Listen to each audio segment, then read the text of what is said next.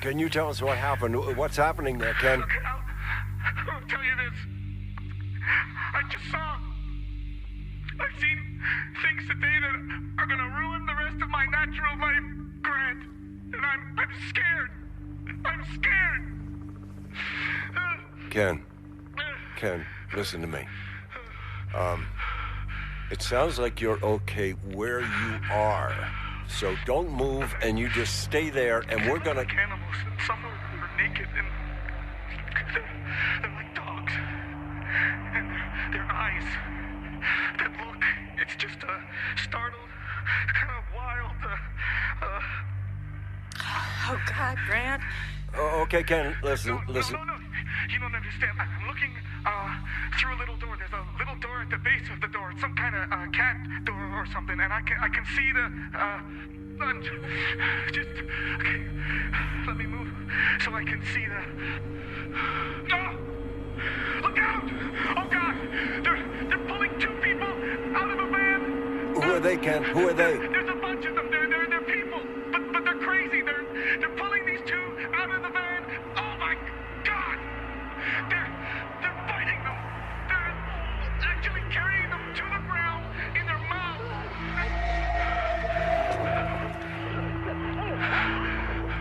I can't see. They're biting. It's just biting. They look like a school of fish, like a frenzy, a piranha. It's almost as if it's like it's just how it looks, I guess. But it looks like these people are trying to climb or eat their way inside, and they're so desperate, like they have to be inside. One has his entire leg, and another his arm. It's right inside. Stop this, Grant. Okay, Grant, stop this now.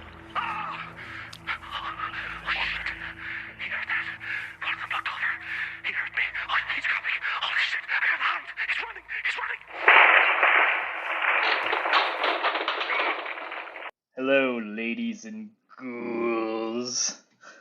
Welcome to Fly By Films. Ooh. This is the second week of October, and this is Fly By Films' second inaugural Halloween series episode, and you are tuning in. I am, of course, Jamison Barsotti, and I'm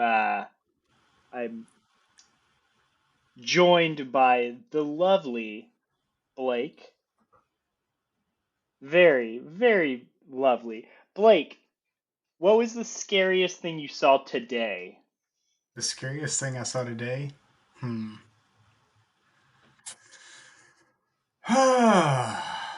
Scariest? I'm not sure I saw much that was scary today, but I will say my son had a fell at daycare yesterday and had a bloody nose. And so we finally got stopped and he went to bed and whatnot, but he woke up with some dried blood on his nose. So I'll go with that. That works. It's not really that scary, but it's blood. It's gore. So I'm going with it. It's also on your son. So Yeah. To be honest, I was just happy to not see a blood spot on his bed. And okay.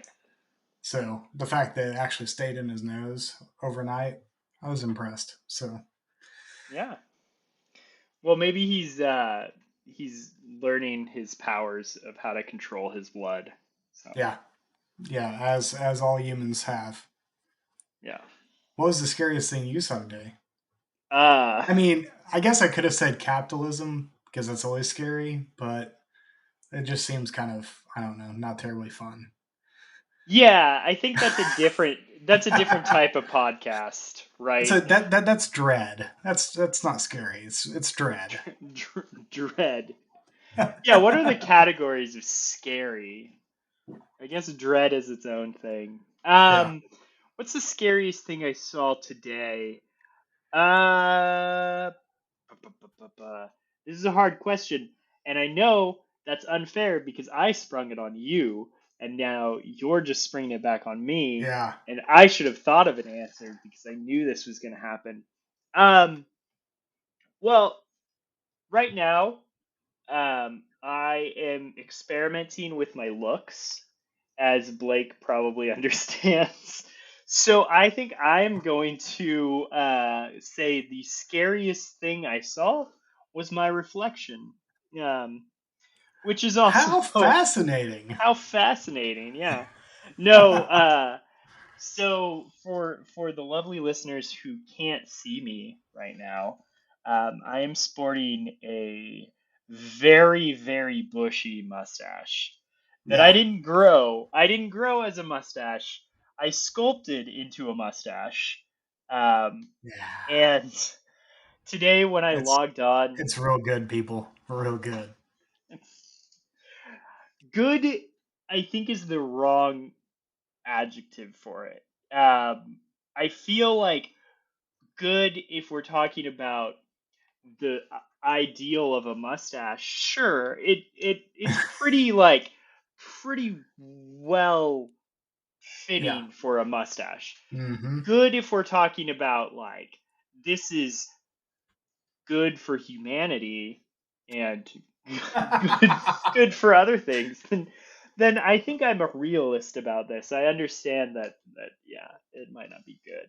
I was talking to my manager today, and I logged on, and she was just like, "You're looking very 70s," because along with the mustache, I've been growing my hair out, and Yeah. so I just look like I popped out of a different era.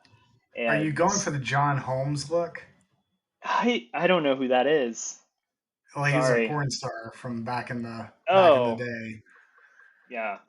As Apparently, we he had a discussed, 14-inch penis or something like that. that's I don't know. ridiculous. Is huge, but As we discussed, I was homeschooled, so I don't know who this is.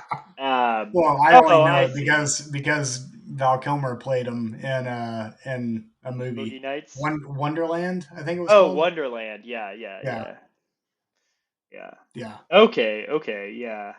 I see, I see. yeah. Uh, Anytime Val Kilmer plays a person, I generally tend to remember it. yeah. He his Wikipedia picture has less hair. Um, And I was, wow, he died in 88. That was 1 year after I was born. So I was very young. Oh man, Yeah. you're 4 years younger than me. That's impressive. Yeah. I worked real hard to to beat you at that. All right. Yeah. So we're talking about Candyman 2 Farewell to the Flesh today, right? Farewell to the flesh. And right before we got on this call, we were both discussing the fact that we were both a little afraid that this was not going to go very well because neither one of us really remember exactly what happened in this film. And we both watched it Recently. recently, but it defies memory because it's pretty dull. This is not a good movie, Blake. It's not. It's not. You know what? Like, It's it feels like it is a rehash of the original Candyman, and it doesn't really do anything new. and you, and okay, so here's an interesting thought experiment. Okay. So I want you to be thinking about the reasons why you think it fails, because I think you're right that it's basically a rehash. But why exactly does it fail? I think one of the reasons why it fails is because it's not actually buying in to its locality. They pick New Orleans as the Mm-hmm. setting of this film, which is a brilliant move. Which There's tons by the of way, really great history yeah. that is both tragic and fascinating in equal measure in that city, and yet they do nothing with it. Like, we don't even get good pictures of like landmarks of New Orleans. Yeah. We are just told that this is where it's at. Yeah. Blake, have you ever been to New Orleans? I have. I have. I've been, let's see. I was trying to think if I'd been more than once. I think I've only been once, and it was for a bachelor party. Nice. Very. And yeah, Yeah. I we're went. not we're, we're not going to talk about it past that. So Yeah. Yeah. I went. Not for a bachelor party. We were driving across the country and we stopped, but we walked Bourbon Street, we did stuff, but we did a bunch of other things too. Like, it's it's a beautiful city with lots oh, of it's history, gorgeous. lots of good food. I mean, everyone's always like New York has the best food and all that. I think New Yeah. Orleans. Yep. Best food in the U.S. Probably Well, best. Yeah. I'm not sure I'd go that far, but as far as like Creole goes, Creole food is like some of the best. Oh man. I mean, I the thing that I love the most about the American South and that I miss the most is the Hmm. food. Yeah. So, like, and I feel like in Louisiana you get Creole and all that food and great seafood, and you get southern food too. So you get like all of the good stuff. Whereas in some other southern states, you just, and I'm not bagging on it. I love Yeah. southern food, but you don't always have the Creole with it. So I don't know, man. And for those who didn't grow up in these areas, there is a difference between the South and Southern. Because I would not actually say that Texas, where I grew up, is Southern in the historical sense. Yeah. It was kind of on the border, Well, but it is Southern in that it has a lot of the same food characteristics, cuisine, and like culture and things like that. But it doesn't have a lot of the hangups that Southern states have. So yeah. I've actually always wondered uh, if you, yeah, and since you're a resident of Oklahoma right now, yeah, do you consider Oklahoma part of the uh, South, the South? Yeah. not really. No.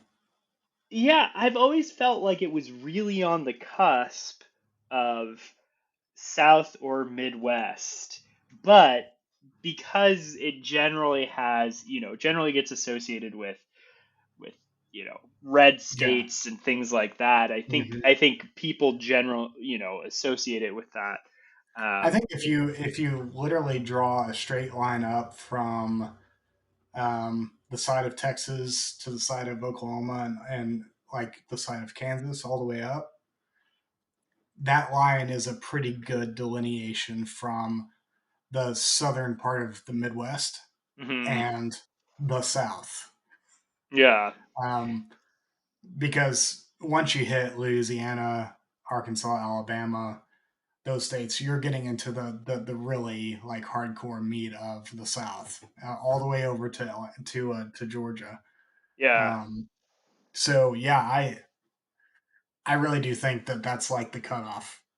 yeah, Um, it's it's distinct, like, and most people would consider Texas and Oklahoma and Kansas all part of the South, but if you actually live there, or you've visited some of the actual South, there's a difference.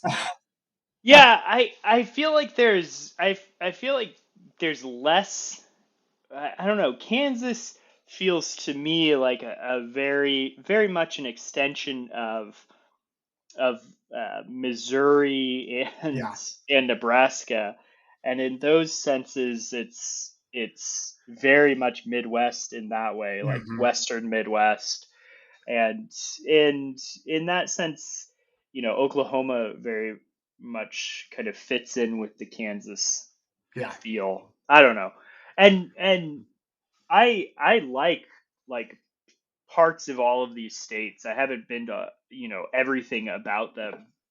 But I don't mean to categorize them as all the same thing. Yeah. I'm always curious how people partition the United States in their mind. So, Hmm. um, Yeah. I used to be a stickler for that. Now I'm just like, whatever. I don't care. Like, it's not worth my time to correct the person on it. But there was a time when I was like, no, you don't understand. It's Texas is not the South. yeah. It's Southern. It's not the South. But we can agree that Louisiana is the Yes, South. it is the South. Yes, and that's why the cooking is so great. Yeah. Some of the best barbecue I've ever had was in Mississippi and Hattiesburg. Mm. So yeah, I think I've been there. I think that's the one place that I've stayed is Hattiesburg, Mississippi. yeah. When I was It's the I believe it's the home of Ole Miss, if I'm not mistaken. Oh, yeah, so it wasn't there. It was close. It was close to that. I Okay. forget the name of the Someone who town. lives in Mississippi who listens to this is probably gonna be like, what is this jackass?" Yeah, I'm I'm sorry. probably wrong, but I'm pretty sure that it is Ole Miss. I mean, but who knows? Yeah. I Um, went there for a wedding. What do I know? yeah. Hey, there's a lot of beauty in these southern states. But yeah, so I feel like kind of getting back to Farewell to the Flesh. So Candyman Yeah, 2, Farewell to the Flesh, um, takes place in so Tony Todd, Candyman, has inexplicably been transported from Cabrini Green in Chicago all the way to New Orleans. Um, and they could have done something really interesting with that as a reversal of the Great Migration North, hmm, but they didn't. no, they didn't. But yeah, I think you're right. I was really excited that it was going to take place in Nolans, Yeah, um, but they didn't do a lot with that. no. There's some references to things. They And of do course, show, you have the person with the really outrageous accent. yeah, yeah. You do, yes, yeah. Who are you talking about there? Because I can think of two. Well, I specifically I'm thinking of Honor, Oh yeah, yeah. who is played by the guy who is in Brubaker, Yes, who John you called out, John Clark. John Clark. Yeah. Yeah, So this is our first big connection between yeah, Flyby Films. yep. Is there the guy who played Roy? Um, oh, what was his last name? Um, it was something Roy Purcell. It was something really Ah, southern. gotcha. I remember now. Roy Purcell. Um, he he was also in Candyman. He plays a nice bit part role in this, where he's kind of the keeper of all of the Candyman memorabilia. Yeah, Um, Honor Thibodeau, Thibodeau, yeah, yeah, Thibodeau. Yeah, he weirdly sells snow cones. yeah. That was, it's a front for I his real mean, passion, which is collecting Candyman memorabilia. apparently, yeah, yeah. I didn't get that. I didn't understand it. Yeah. So, okay, this movie wasn't great, but it did have a lot of star power behind it. Yeah, Um, it was directed by Bill Condon, yeah. who I think is probably most remembered for his uh, uh, ironic that I can't remember the name. Twilight movies, right? Yeah, the final two Breaking Dawn Yeah. Twilight movies he directed. He also directed The Greatest Showman. Oh, yes. He also directed a Oscar-nominated film called Of Gods and Monsters, which has Ian McKellen playing, I believe, James Whale, Yeah. the And director of Frankenstein. I think, isn't Brendan Fraser in that one as well? I believe so. Yeah. Yep. Brendan Fraser Yep. is also in that. He's And having a comeback lately. yeah, Brendan he's having a Fraser. whale of a comeback. Yeah. Uh, Oh, nicely done. yeah. Yeah. He's coming out with his new movie. It's called The Whale, and it's directed by Darren Aronofsky, who Oh is yeah. very hit or miss, but Yeah. has Yeah. Yeah. has some solid hits. So I think from here on out, Aronofsky should just put an exclamation point after all of his titles. The Whale. The Whale, The Wrestler, It would Black make a it, Swan. it would make a really great biopic. Call it Jeb. Yeah. Yeah, yeah. So Bill Condon is not a slouch when it comes to directing. He's done some stuff. I haven't seen any of it except for this, and I feel like there was one other movie I'd seen by him. But um, yeah, most of the movies are well known, but I have not seen them for various reasons. Twilight because I didn't want to. Yeah. It was just not on my radar. I don't like I glistening vampires. I mean, I do wonder. I wonder if we go back to those movies, if there's something of value to them. Like It maybe has they have they're Robert Pattinson in them, have and he's a yeah, great actor. and Kristen Stewart is solid in some things. Yeah, Um, and really horrible in others. yeah, I feel like there's I don't know. I was yeah. I don't know. I feel like she never really like has much expression on her face. But the thing is, I've known plenty of people like that Yeah. too. So it's Hmm. not like that doesn't exist in nature. Yeah. And Oh yeah. so Yeah. she could be, uh kind of corresponding to stuff like that. She was in Adventureland, which is a movie I really like with Oh, we should watch that at some point. yeah, with Jesse Eisenberg. I have fond memories of that movie Yeah. because Uh Ryan Reynolds has a bit role in it. oh yeah. Yeah, Yeah. that's true. But yeah, Tony Todd comes back in this movie. Hmm. Philip Glass is the music guy for it. Yep. You know, I it think it would be has really great if he just basically put a microphone in like a Narlands crowd for like an hour and 28 minutes, and that was just the soundtrack. yeah, that'd be that'd be good. I think you'd get a lot of interesting noises, Yeah, and I think specifically from that people Nolans. wouldn't know what to think. Yeah. Speaking of Philip Glass has one of my favorite spooky season songs. What was it called? Oh, it's called. It has like a weird name. Um, it's called Pruitt, Ego, and Prophecies. Um, Hmm. it's a very famous Philip Glass song. It was in the Watchmen movie, but it's just basically like very d- doomy organ Gotcha. music, Oh, and organ music is awesome. yeah, and so it's pretty good. Um, but yeah, so I recommend that to anyone who's looking for I was their going in through yeah,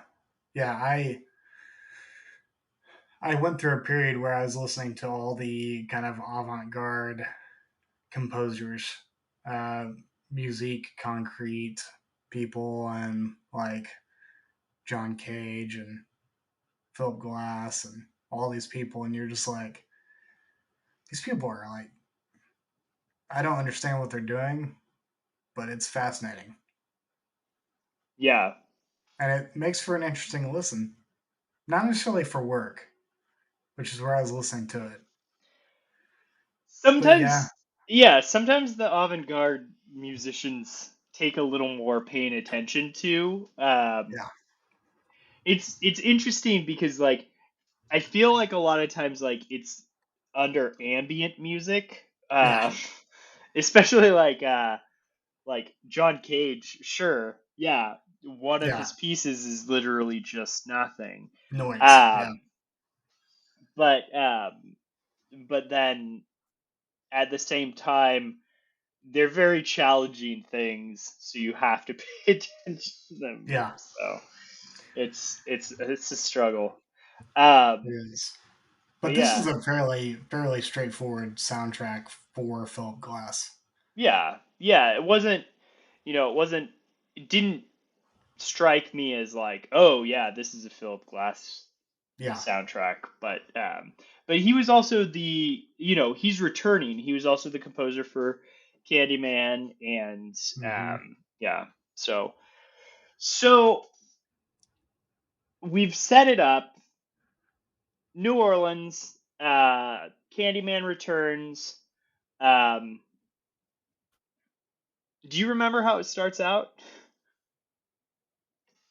Yes, I do. So the professor is giving a talk on the origins and the person of um, Candyman, and he's written a book about it. A book that surreptitiously has a glossy mirror-like cover, and of course, he's your typical enlightened white man who is like, "Oh, we don't believe in these myths." And he's like, I'll do it right here in front of my crowd. And he says Candyman 3 times. And you know what happens to him later in the night? Fucking Candyman comes and just rips him to pieces. He gets Just guts him right he gets there in the hooked. bathroom. In the bathroom, no less. Yeah, That's a private area. And he got hooked real good. yeah. That's why you don't fuck with folklore. Although this did piss me this pissed me off because it was a glossy book. Like I I don't know. I've never tried to communicate with the spirit world, but other than if you listen to the last podcast, Luther Laserlips, I have tried to communicate with him. Uh, but like, don't you need a mirror? Like, what else would work? Like, can I call Candyman in the reflection of the puddle? Like, Yeah, you could. Technically, if you follow the rules of this movie. yeah, oh yeah, I can't. I mean, yeah, as long as it's shiny. I mean, So that's the thing, is it has to be shiny. yeah, Okay. Yeah, I yeah. think It's not about reflection. No, that's yeah. that's stupid. Why would we be afraid of what we see in a mirror? That's ridiculous. It can't have anything to do with it. It can't be a reflection. But yeah. Also, like th- it was it was frustrating to me because it feels like once you call Candyman, Candyman gets to take his sweet time and Yeah. just show up whenever the fuck he wants. And he's like, "All right," because yeah.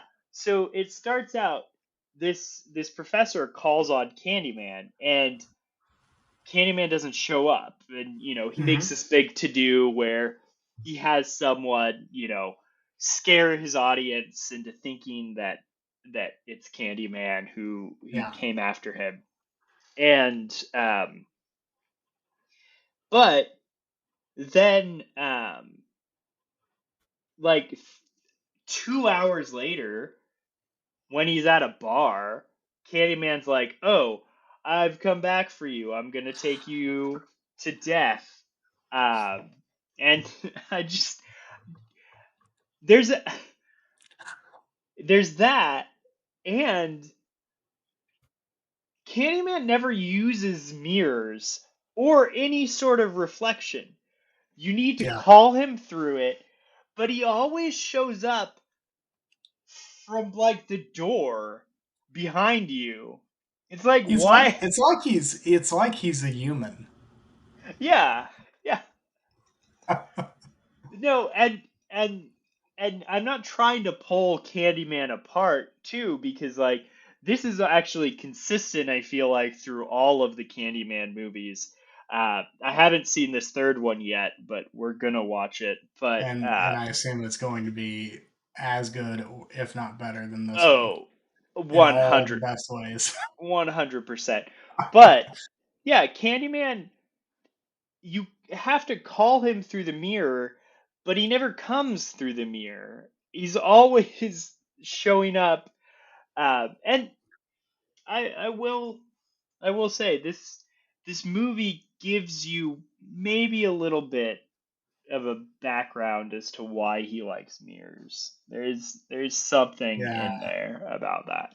But let's go back. You had actually asked me a question. You had started to set up a thought experiment, Yeah. and I don't think you ever finished the thought experiment. Oh, so yes, I did. It was is be thinking is about why, because this one feels like a rehash of the original one. Hmm. Why does it not work? I I I said it was partially because it does not feel grounded in any kind of locality. Yeah, Whereas the first one felt very much grounded in Chicago. yeah, yeah. Um, And but you, I was wondering if there's other areas that you felt it failed at capturing that magic of the first one. I think that was the big one, right? Is the first one is very much Cabrini Green. Like they talk Yeah, about Cabrini Green, which is a real place, and it's not just, it's not just Chicago. It's not just New Orleans. It's an actual neighborhood in it's Chicago. yeah You know, uh, with a huge history. with a huge history. Yeah, Um, but this was more broad. Um, you didn't get to see.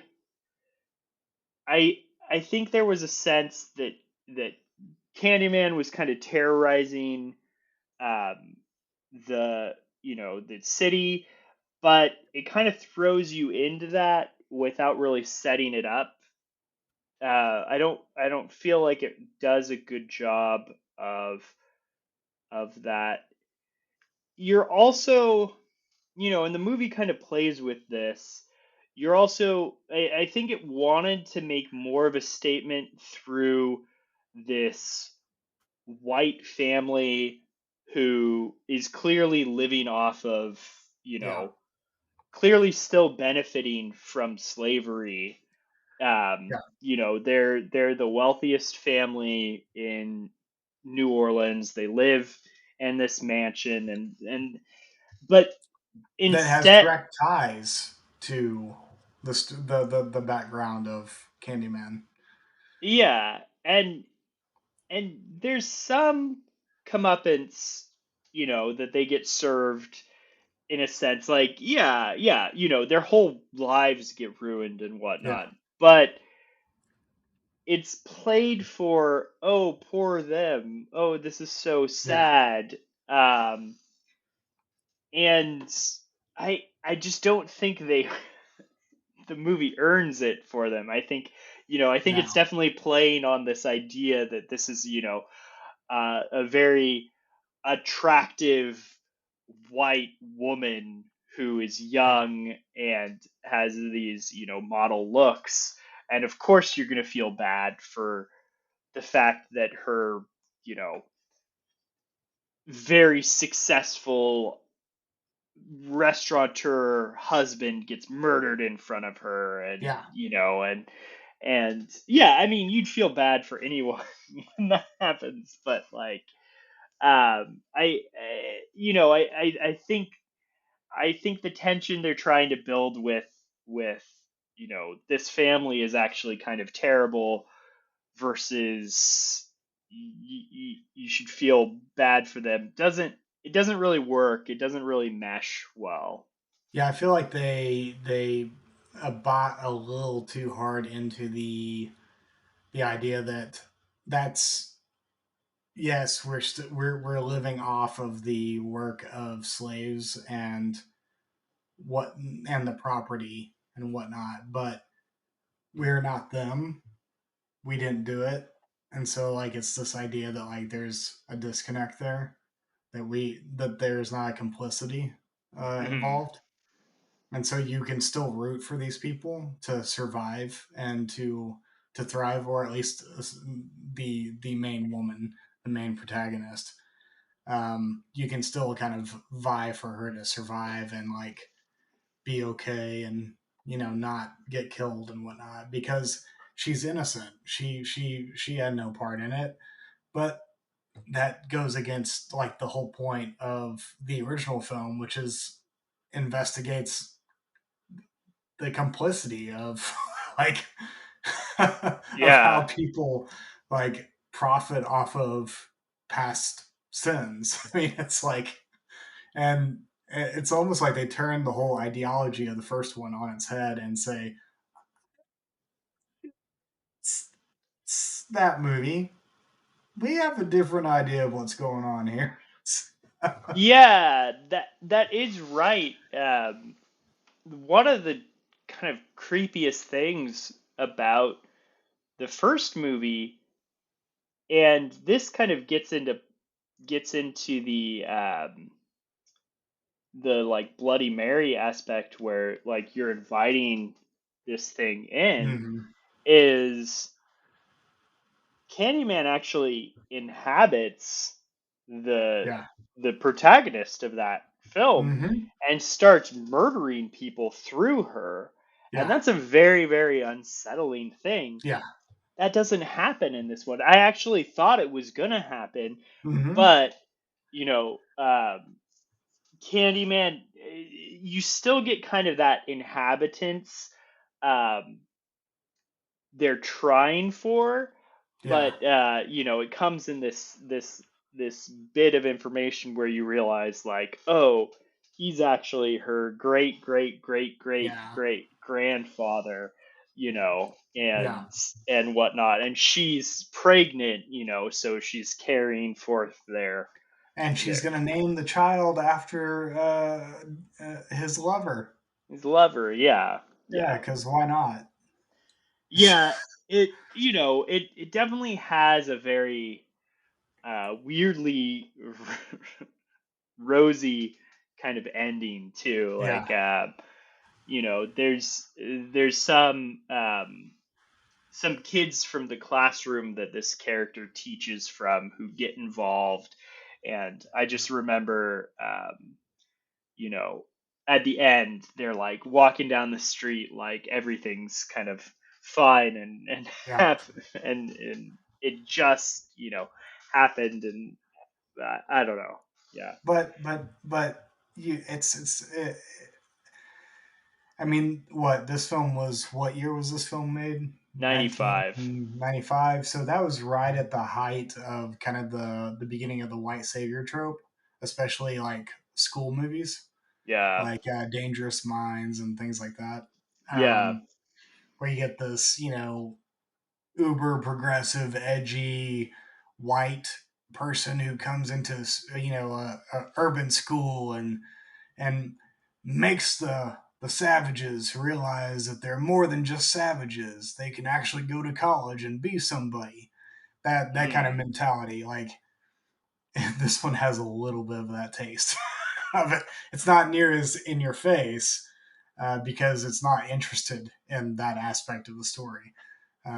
It's really just a place set for the protagonist. Oh, she's a teacher and she helps disadvantaged youth. That's cool. yeah. So, But I do think, yeah, I think really where this movie kind of misses is that yeah, the white pretty protagonist lady isn't the the murderer, Yeah.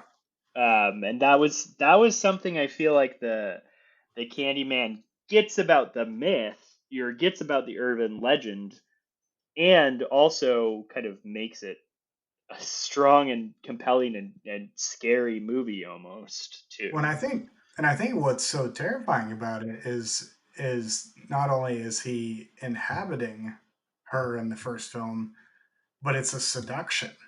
Mm. Like there's an element of that character in the first film that wants that inhabitation. Like Hmm. she is being seduced by him Yeah. into that, and so that's in some on some level that's even more terrifying because that speaks to a different kind of complicity.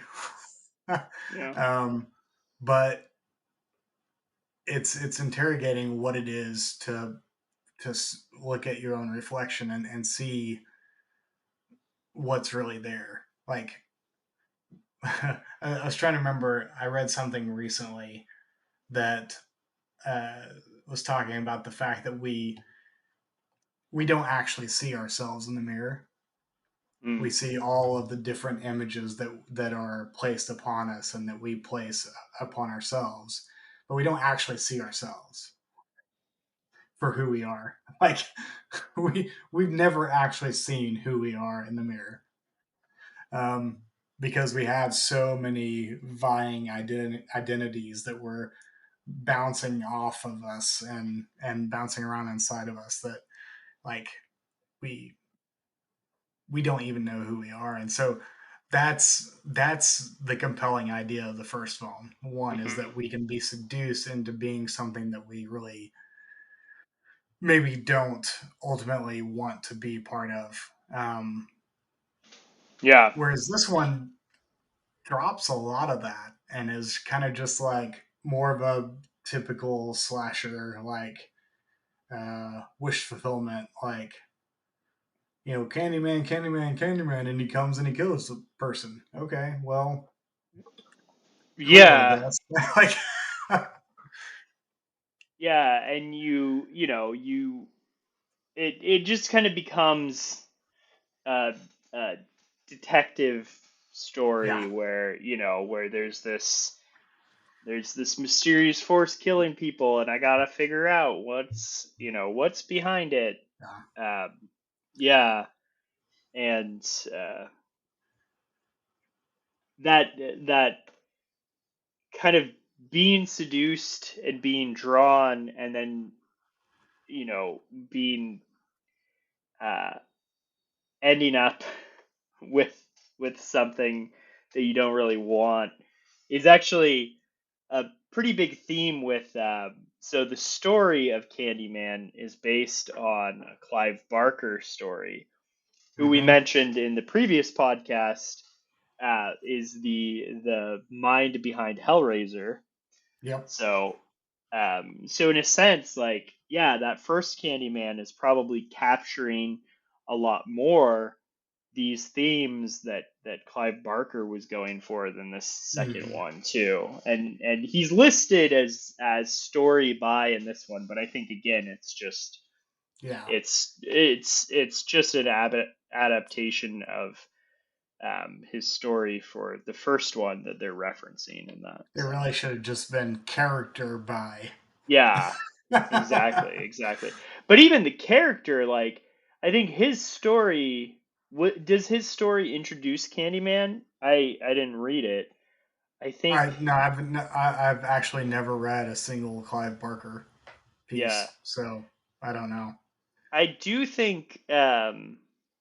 So I was reading an article that you sent me. Well, I wasn't reading. I was listening to an article. I Oh, used the speech or the text to speech feature so I could keep doing other things because it was a very long nice. Yes. long article. But it was about kind of the origins of the idea that someone could come through your mirror. And even though, Yeah. as we already discussed, Candyman doesn't actually use mirrors when he's coming to get you. He's still called through the mirror, but you sent me this story about Ruthie Mae McCoy Mm-hmm. from the Chicago. I think she was in the Abbott House or Obla, Yeah. The ABLA. Yep. ABLA, yeah. Which, if you read this article, it actually mentions how um, these this part of Chicago housing was actually 10 times worse than Cabrini Green. But the reason we are all familiar with Cabrini Green, and that's kind of the name that we associate, Mm-hmm. is because Cabrini Green was close to where all of the media was in Chicago, Yeah. or is. And so that just kind of became this catch-all term, and they wouldn't, the media wouldn't really report on some of these other places because they weren't near it. They would just talk about Cabrini Green, and not to say that Cabrini Green was, a paradise or anything like Yeah. that. I'm not trying to say it was.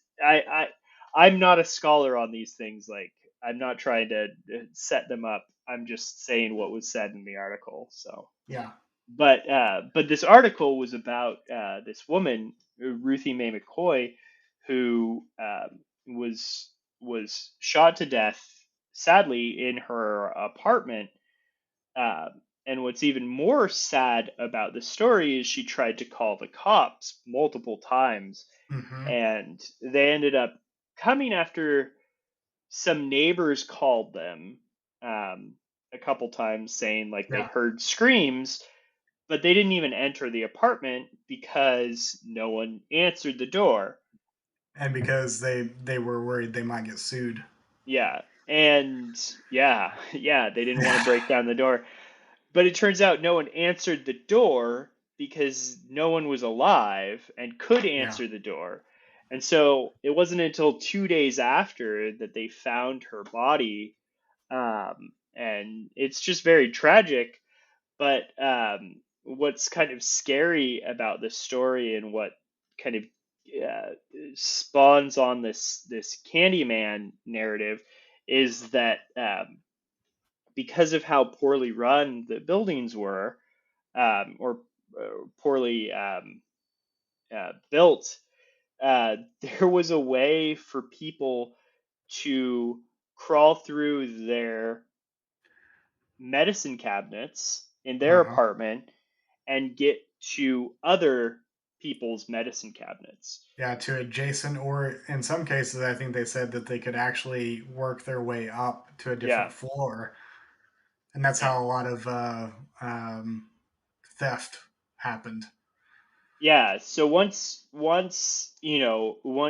they kind of figured this out, kind of spread around throughout these housing places, and so the people who wanted to, rob, would kind of figure out, oh, these are kind of new ways to do this.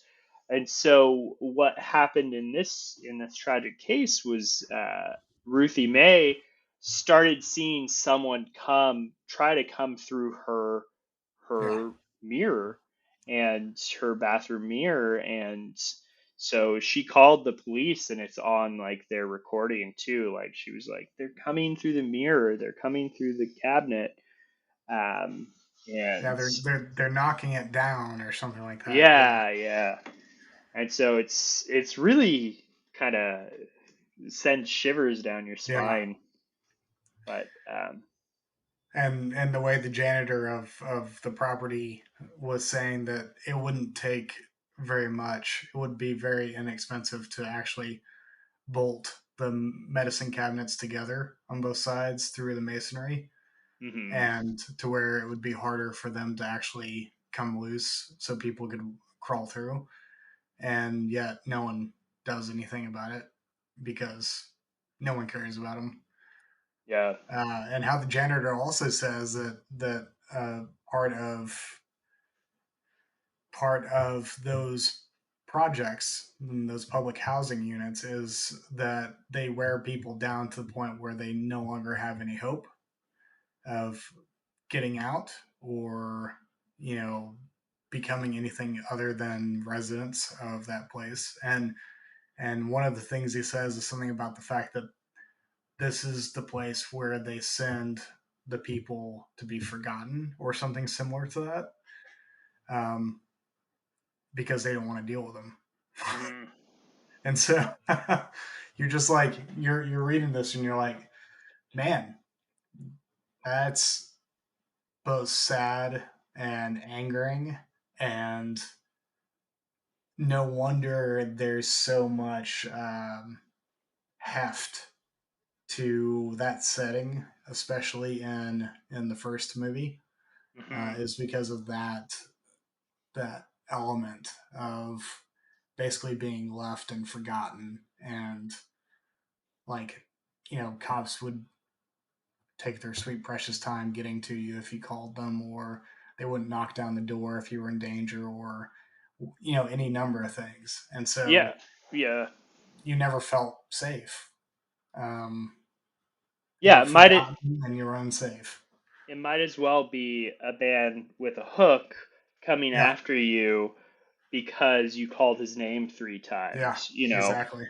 In that sense, it doesn't matter what what the the thing is. No one cares Yeah, anyway. yeah.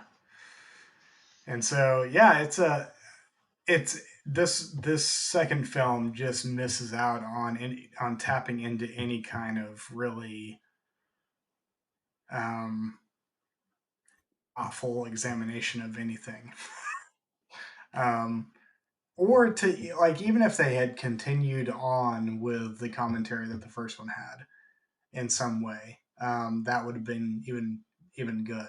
But the it's it's a problem of a lot of horror sequels, especially slashers, that that it's only profitable to make it more gory, more bloody, more kills, more breasts, more like any number of things. Like, it's not so much about the actual story or the narrative. It's more about, oh, audiences came to see Candyman for the blood and the gore and the guts. But no, actually, those people who look back on that film, like, the reason why it's so scary and so affecting is there's some heft kind of pushing the story forward.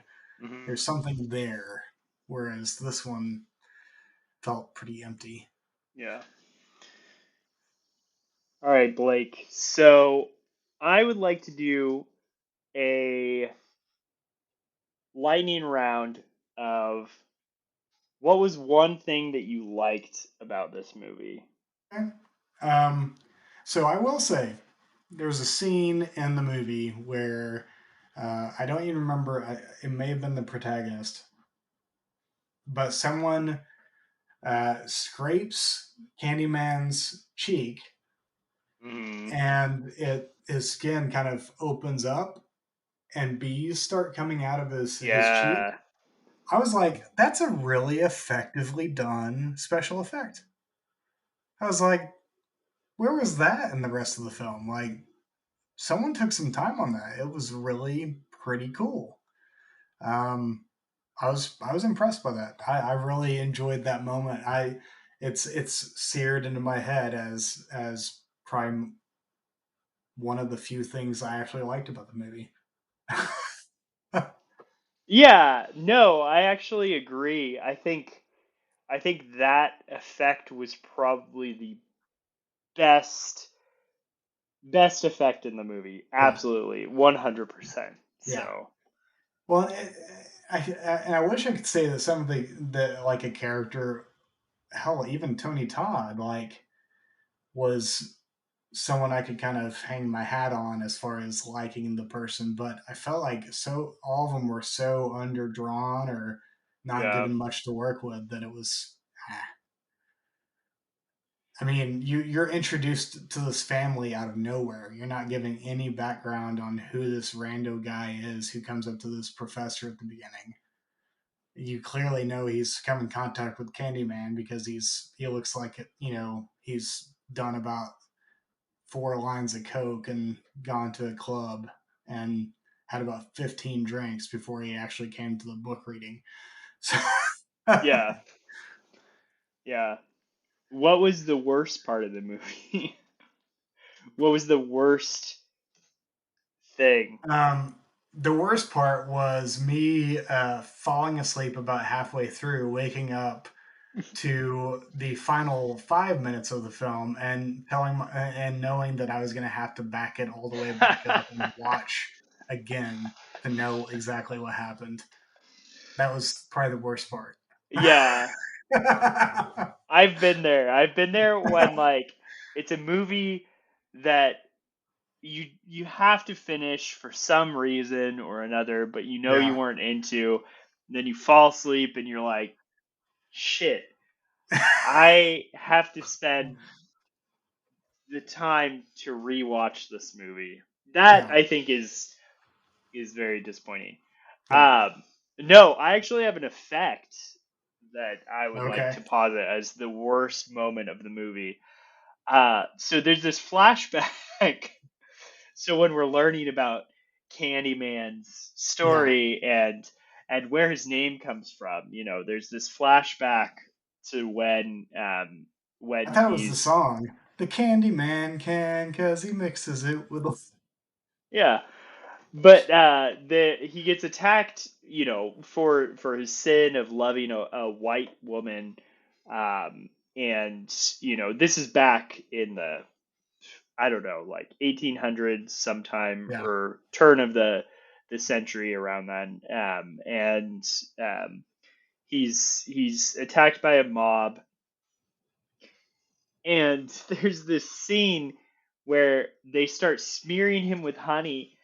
And then, like, the camera turns to see this swarm of bees, but Yeah. it's the worst 1995 CGI swarm of bees that you've ever seen in your life. And both my wife and I just started laughing as this just terrible, like, I know nothing about animation, and I could probably produce something of that quality with my basic knowledge of programming, and yeah, I have 25 plus years of technology on my side, Yeah. but I But I feel like there were movies out there at the time that were significantly better than or this. just as you mentioned before, we know they can do practical effects with real bees. Yeah. So just do that. Don't Yeah. just cut this It image of couldn't have this. been that hard to get Yeah. a beekeeper to Yeah. bring a bunch of bees. I Yeah. mean, I yeah. mean, yeah, especially like back in the day, these CGI effects were expensive. So, I'm sure it would Yeah. have almost been just as cost effective to like hire some real bee Yep. actors. But Yep. yeah. Probably couldn't get them to sign a contract. That's the problem with these. Yeah. They can't get Yeah. them to They sign. they constantly just scream at you and say, "It's none of your business." None of your business. They're always trying to pollinate. Ugh, Bzzz. yeah. Yeah. Well, yeah, It's actually a pretty stinging indictment. absolutely, absolutely. Jameson's So slowly dying from my puns. slowly dying. Yeah. So I don't give this one. I don't think if you haven't seen this yet, listeners, you don't need to. Just watch the original Candyman again, or watch the sequel. It's also good. I mean, not the sequel, the the remake. yeah, that's the remake slash continuation. Yeah. Of the first one, I think. What Yeah. what do they call those whenever it's like tying it back to like the original Oh, film reboot. reboot? Yeah, Yeah, I guess. yeah. I don't know. Who Yeah, knows? it's There's so many terms now. yeah, the one that came out last year is kind of like a sequel that that forgets this sequel and the next one were actually a thing. So Yeah, kind of yeah, like the 2018 Halloween and Halloween Kills and the upcoming Halloween Ends. yeah. Quote unquote forgets everything that happened after Halloween Is it in after theory. Halloween or after Halloween 2? I've heard it. Halloween 2 introduces the whole brother sister thing, Hmm. and they ignore that. So, Okay. but I mean, they nod to a lot of them. Like they give Easter eggs to a lot of the movies in the franchise. So it's not like there isn't some tie. Yeah. So All right. Well, did you have anything else to say before we wrap up? no, I am surprised that we made it this long talking about this film. Yeah. No, I think. Oof. Yeah. Uh, we definitely talked about this film much longer than it deserved. Yeah, Which I feel bad saying because a lot of people worked long hours on this, but not every movie's yeah, going to be remembered. no. And I think most people who work on those films recognize that. Yeah. Yeah. And maybe you're working on it and your future is to be the next Bill Condon who you know, you've Yeah, got some well, gets you've got nominated some for Oscars. Twilights to look forward to. You've Yeah. got you've got a long career. So Yep. good luck. Good luck to you. Yeah. All right. Actually, he won an Oscar one year for Chicago. Oh, nice. Yeah. Nice. So there you go. Bill Condon, director of Candyman, Farewell to the Flesh, Oscar winner. Yeah. So, one day you could be doing a low effort podcast. The next day you could be winning podcast awards. Yeah. Just a matter of time. Or you could Just become the Oasis of podcasts and you break up. oh yeah. That's our future. We already Yeah. declared it. Yeah. So, We declared it. all It's right. key. All right. Well, all right, Liam. I'm going to say goodbye. Okay, Noel. Bye. Bye.